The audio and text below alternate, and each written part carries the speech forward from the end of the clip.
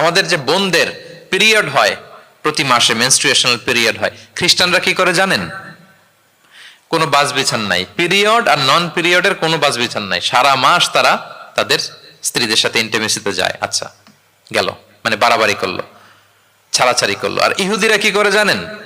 ইহুদিরা বোনদের যখন পিরিয়ড হয় স্ত্রীদের, তখন স্ত্রীদের সাথে কোনো কথাবার্তা, স্পর্শ কিছুই করে না, এদেরকে ঘর থেকে বের করে দেয়।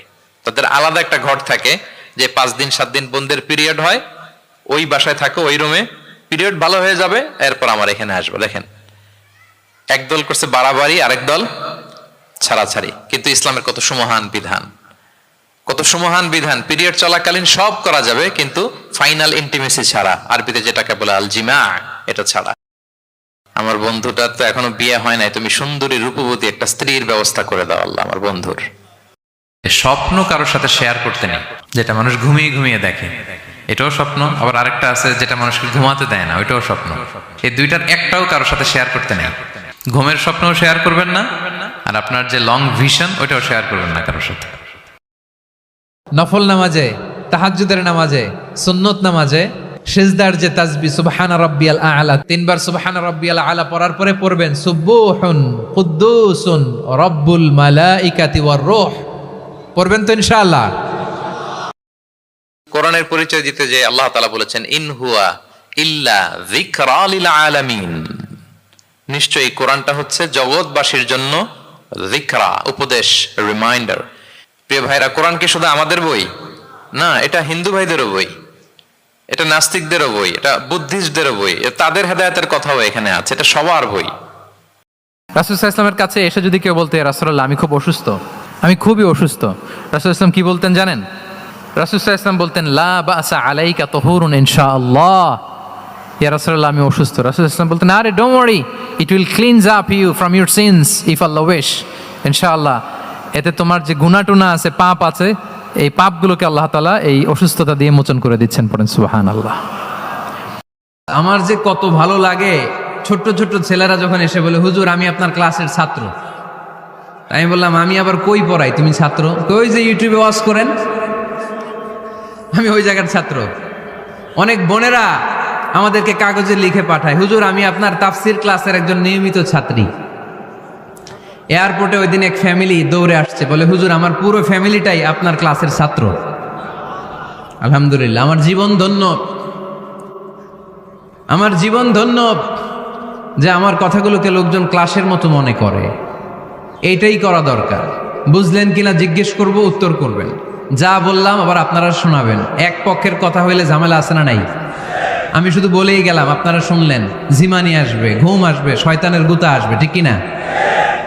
কিন্তু যদি জিজ্ঞেস করি, আওয়াজ করে যদি উত্তর দেন, শয়তানের ওয়াসওয়াসা ঢুকতে পারবে? আর এখানে তো সব ইয়াং, শয়তান আসবে কোত্থেকে? ওদের এক একটা তাকবীর দিলে বঙ্গোপসাগরে যে ইবলিশ যেয়ে পড়বে। বিশ্বনবী চরম বিপদে পড়লে দুটা দোয়া পড়তেন। প্রথম হলো এটা, লা ইলাহা ইল্লা আনতা সুবহানাকা ইন্নী কুনতু মিনাল যালিমিন। এই দোয়াটা আমরা বেশি বেশি পড়ব প্রিয় ভাই। আমার প্রিয় ভাইয়েরা, বিপদে পড়লে বিশ্বনবী আরো একটা দোয়া পড়তেন, লা ইলাহা ইল্লাল্লাহুল আযীমুল হালিম, লা ইলাহা ইল্লাল্লাহু রাব্বুল আরশিল আযীম, লা ইলাহা ইল্লাল্লাহু রাব্বুস সামাওয়াতি ওয়াল আরদি ওয়া রাব্বুল আরশিল কারীম। এই যে বললাম, রেকর্ড হয়ে গেছে। এখন তো আর ইনস্ট্যান্ট মুখস্থ না হলো, পরে মুখস্থ করে নেবেন। 5টা প্রশ্নের উত্তর না দিয়ে কিয়ামতের ময়দানে মানুষ পা নাড়াতে পারবে না। এর মধ্যে একটা প্রশ্ন হচ্ছে, তোমার জীবনের যে মাহেন্দ্রক্ষণ যৌবন, এটা তুমি কিভাবে কাজে লাগিয়েছো? সূরা আবু দাউদে আল্লাহর হাবিব সাল্লাল্লাহু আলাইহি ওয়াসাল্লাম বলেন, কেউ যদি সূরাতুত তিন তেলাওয়াত করে, করতে করতে যদি শেষ আয়াতে চলে আসে, আর সে যখন পড়ে আলাইসাল্লাহু বিআহকামিল হাকিমিন, আল্লাহ তাআলা কি শ্রেষ্ঠতম বিচারকদের মধ্যে সর্বশ্রেষ্ঠ বিচারক, জাজ নন? তখন সে যেন উত্তর দেয়, এটা তো আল্লাহর প্রশ্ন, আলাইসাল্লাহু বিআহকামিল হাকিমিন, আল্লাহ আমাদেরকে প্রশ্ন ছুড়ে দিয়েছেন যে আল্লাহ তাআলা কি শ্রেষ্ঠ বিচারক নন? তখন যে তেলাওয়াত করে সে যেন বলে বালা বালা ওয়া আনা আলা যালিকা মিনাশ শাহিদিন। বালা মানে অবশ্যই, হ্যাঁ আল্লাহ অবশ্যই আপনি শ্রেষ্ঠ বিচারক, আর আপনি যে শ্রেষ্ঠতম বিচারক এই সাক্ষী আমি দিচ্ছি, এই ঘোষণা আমি দিচ্ছি। পড়েন সুবহানাল্লাহ। অনেকে বলে ইসলাম নারীদেরকে ঠকিয়েছে, নারী পুরুষ নাকি সমান না। অনেক নারীবাদীরা বলেন, আমি প্রিয় বোনদের বলবো এই আয়াতের দিকে তাকান, সূরা আহজাবের 35 নম্বর আয়াতের দিকে তাকান। এই আয়াতে নারী পুরুষ সমান। সুবহানাল্লাহ বলেন তো সবাই। নেক কাজ করলে সওয়াব পাওয়ার ক্ষেত্রে পুরুষ যেমন নারীও তেমন। আল্লাহু আকবার। দান করলে পুরুষের যেমন সওয়াব, নারীরও তেমন সওয়াব। রোজা রাখলে পুরুষের যেমন সওয়াব, নারীরও তেমন সওয়াব। নাকি পুরুষ রোজা রাখলে বেশি সওয়াব, নারী রোজা রাখলে কম সওয়াব? হ্যাঁ, ব্যাপারটা কি এরকম? আওয়াজ করে বলেন ময়মনসিংহ, ব্যাপারটা কি এরকম? না, ইকুয়াল। নেক কাজের সওয়াব বা প্রতিদান পাওয়ার দিক থেকে সবাই সমান, নারী কিংবা পুরুষ কোনো পার্থক্য নাই। আসসালামু আলাইকুম হুজুর।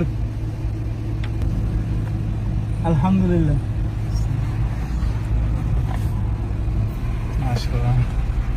মামা ভাগিনা কথা বলে না, চাচা ভাতিজা কথা বলে না, কত বছর হয়ে গেল, সালাম নাই, কালাম নাই, ফোন নাই, খোঁজ খবর নাই। এরকম ফ্যামিলি আমাদের মধ্যে আছে না নাই? আজকে রমাদানের প্রোগ্রামে নিয়ত করেন যে যা হয়েছে হয়েছে। অনেকের অজুহাত আছে, আমি তো চাই, আমার সাথে তো কথা কয়নি, আমার দেখলে তো আরেক দিক দিয়ে হাঁটে, আমার দিকে তো তাকায় না। সে তারটার জবাব দিবে আল্লাহর কাছে। আপনি আপনার জবাব রেডি করেন, আজকেই ফোন দিয়ে সালাম দিয়ে ফেলবেন। করা যাবে না? অনেক দিন দুঃসম্পর্ক, সম্পর্কের টানা পড়েন, আজকে আমরা কি করব? ফোন দিয়ে সালাম দিব, খোঁজ খবর নিব। পারা যাবে তো ইনশাআল্লাহ? আর আওয়াজ করে সবাই পড়েন ইনশাআল্লাহ।